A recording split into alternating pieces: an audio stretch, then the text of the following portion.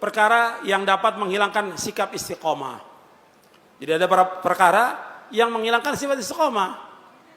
Yang pertama, kekafiran, kesyirikan, murtad, kemunafikan. Ini menghilangkan orang dari istiqomah. Kemudian perbuatan bid'ah. Jadi kita nggak bisa main-main dengan bid'ah. Bid'ah itu membuat orang jauh dari siratal mustaqim. Karena perbuatan bid'ah sudah keluar dari siratal mustaqim. Ketiga, perbuatan dosa dan maksiat. Tadi sudah saya sebutkan, dosa dan maksiat nggak bisa dianggap ringan. Dulu para sahabat itu menganggap perbuatan dosa itu seperti dia berada di bawah gunung, gunung itu akan menimpa dia. Tapi kita sekarang menganggap dosa itu seperti lalat yang nempel kemudian akan terbang. Nggak dianggap apa-apa. Padahal para sahabat luar biasa. Menganggap perbuatan itu dosa sangat besar dan takut dia kepada dosa. Kalau sekarang orang berani pada perbuatan, nggak takut dia kepada Allah SWT.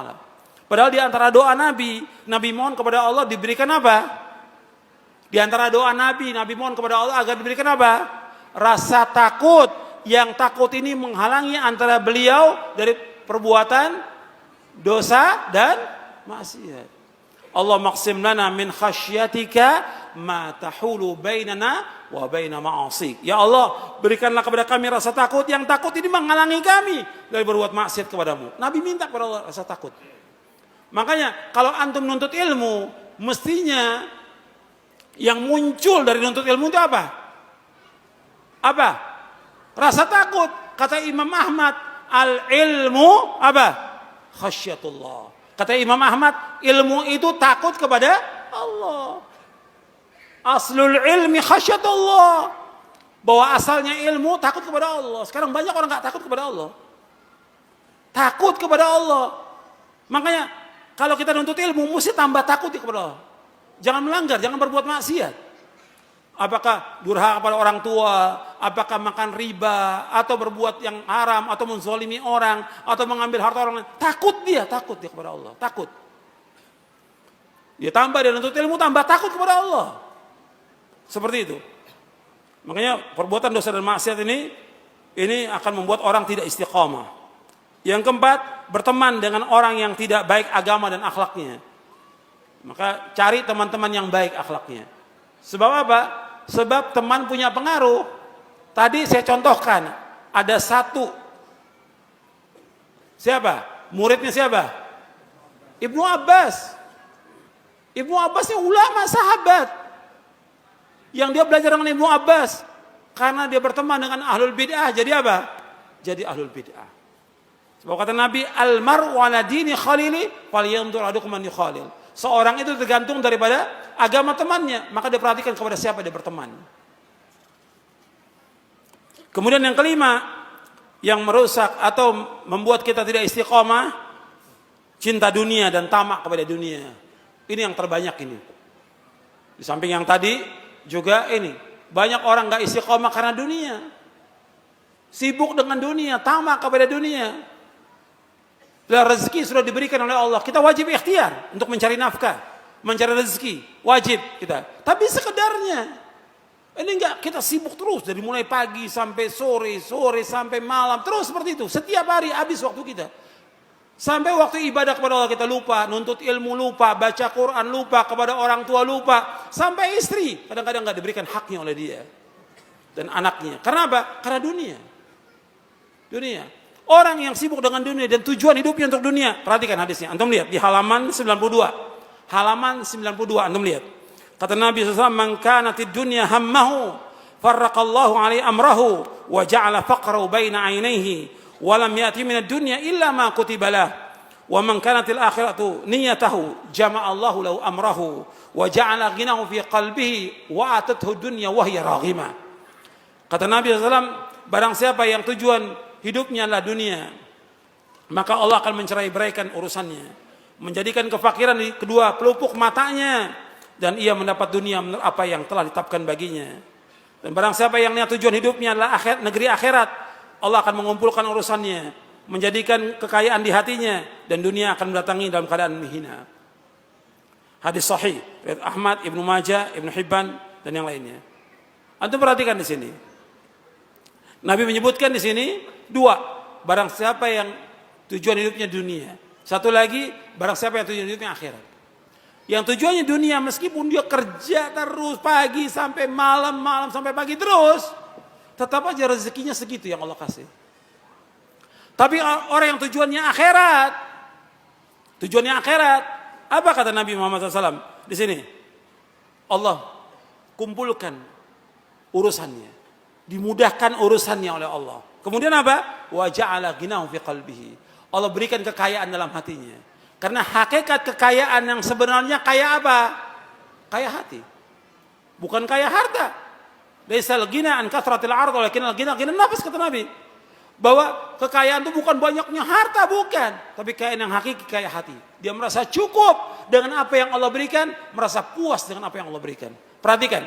Orang yang merasa cukup dan puas dengan rezeki yang Allah berikan kepada dia, meskipun hanya sekedarnya dia dapat setiap hari, maka dia menjadi orang yang paling kaya di muka bumi ini.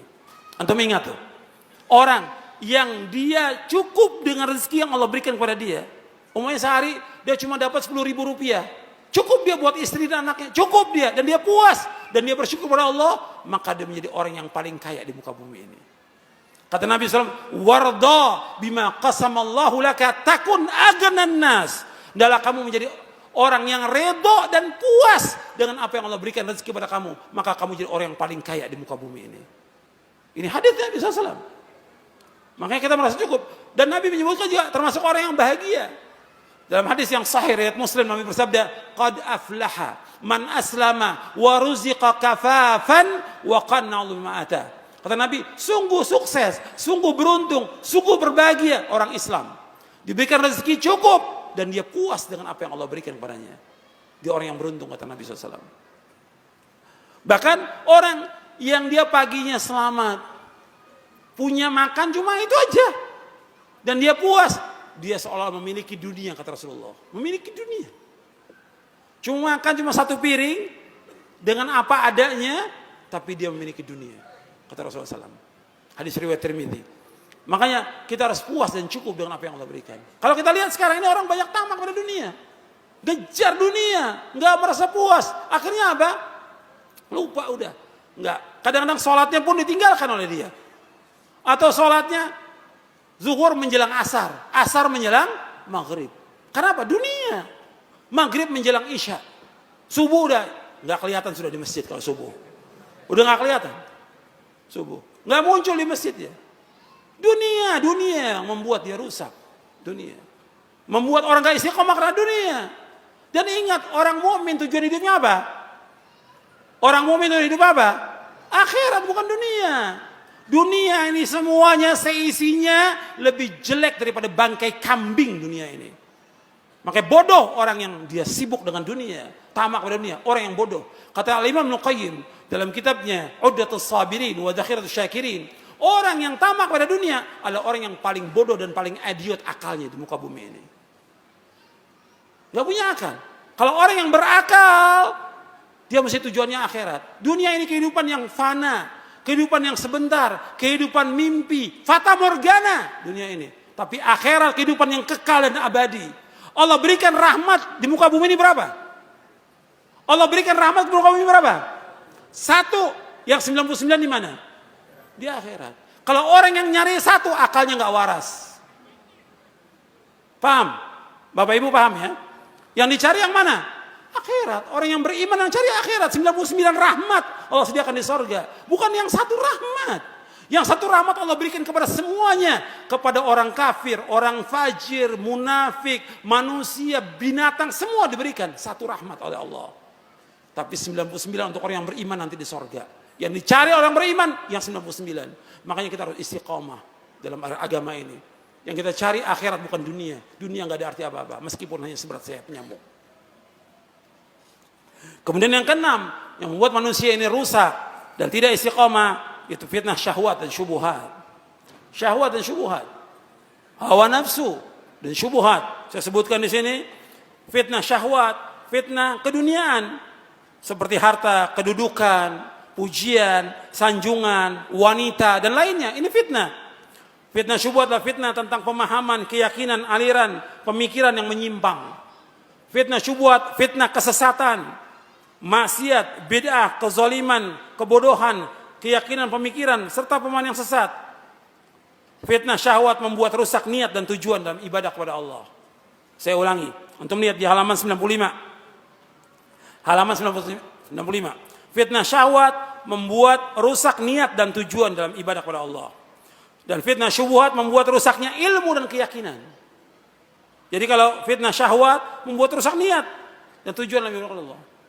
Fitnah syahwat tadi seperti harta, dunia, pekerjaan, pangkat, jabatan, uang, dan yang lainnya. Nabi ini nggak takut umatnya fakir, nggak takut. Yang Nabi takut dibukakan pintu dunia, sehingga rusak tujuannya. Yang mesti tujuannya dia akhirat, jadi tujuannya apa? Dunia. Ini makanya fitnah syahwat membuat rusak niat dan tujuan ibadah kepada Allah.